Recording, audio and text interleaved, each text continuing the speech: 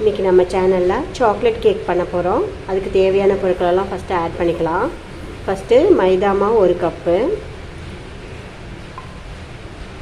Cocoa powder 3/4 cup,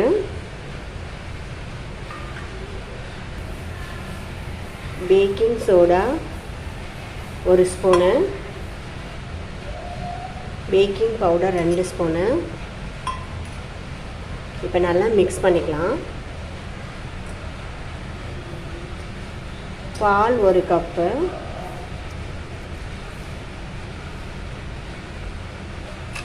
அதுக்கப்புறம் நம்ம முட்டைக்கு பதிலாக தயிர் சேர்த்துக்கலாம். தயிர் வந்து 3/4 கப்பு,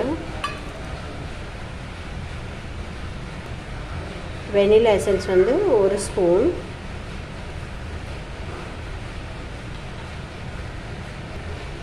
அடுத்து நம்ம சுகர் வந்து பவுட்ரு பண்ணி வச்சுருக்கோம், 1 கப் ஆட் பண்ணிக்கிறோம்.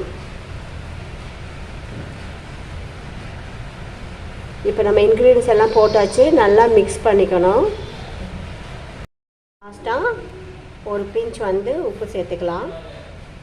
அதுக்கப்புறம் எண்ணெய் ஒரு 1/2 கப் அளவுக்கு ஊற்றிக்கிறோம். இதையும் நல்லா மிக்ஸ் பண்ணிக்கிறோம். இப்போ இதை நல்லா மிக்ஸ் பண்ணிட்டோம். இப்போ வந்து ட்ரேவை வந்து நல்லா நான் எண்ணெய் தடவி வச்சுருக்கேன். இப்போ இதில் எடுத்து ஊற்றிடலாம். மைக்ரோ ஓவனை ஆன் பண்ணிக்கிட்டு